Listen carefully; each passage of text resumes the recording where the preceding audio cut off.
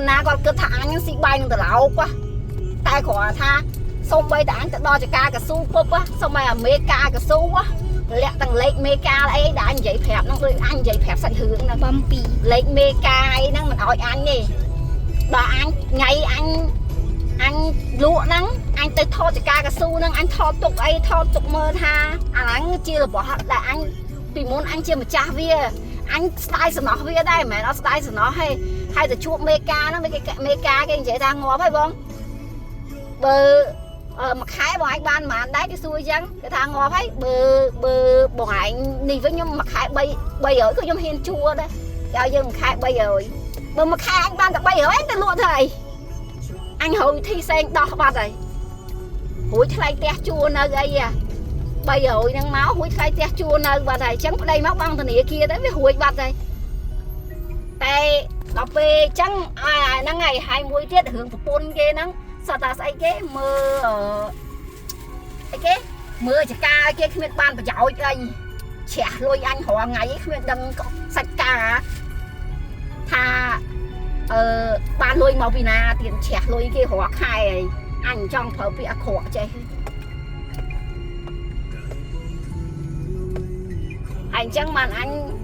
នៅអញទៀងត្រង់1ដឹង1 2ដឹង2អញ្ចឹងអញអត់នេះទេព្រោះអញជឿលើបាបកម្មអញ្ចឹងអញ1ដឹង2ដឹង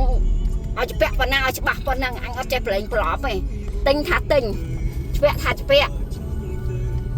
នៅអញត្រង់តែពេលខ្លះអាភាពត្រង់របស់អញកុំធ្វើជ្រុលដាក់ពេកតែគ្រាន់ថាអញនៅប៉ុណ្នេះអញនិយាយទៅម៉ាត់ថាអញហៅថាអញនៅក្រុមបងហើយអញនិយាយចេះមួយម៉ាត់ទៅ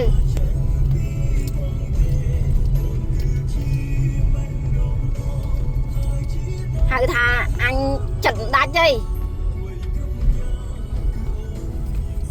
គ្រាន់ថាអញវាកាត់សាច់ដាច់តែប៉ុណ្ណឹងវានៅថាអាពេលឆាតមកចឹងទៅវានៅលក្ខណៈថាចិត្តកាត់សាច់វាមិនដាច់បើអញកាត់សាច់ដាច់ដូចប្តីអញអាហ្នឹងផែជាល្អមកទៅចឹងតើតាអ្នកជួបអារឿងគ្រួសារឬបងប្អូនដូចរឿងគេសំដែងអត់ខុសទេមនុស្សចាលុបលុនពេកគឺអញ្ចឹងឯងសាច់រឿងម្នាក់សត្វតែជួបខុសគ្នាទាំងអស់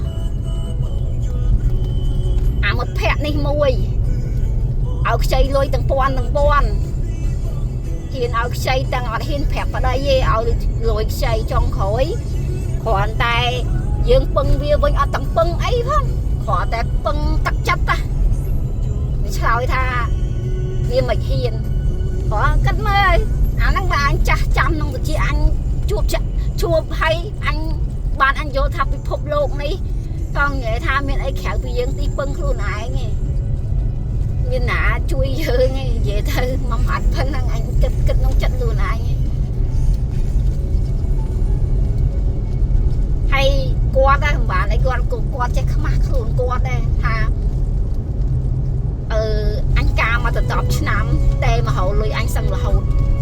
ហើយអញការមកទៅ10ឆ្នាំអញដែរហាមកទៅរលុយអត់ហើយពេលដែលអញគាត់មានដែរសួរអញពេលដែលអញថាអញខាតអញធ្វើខ្លួនធម្មតាទៅសើថាអញវាមិនឈួតទេនិយាយចេះហ្មងទៅ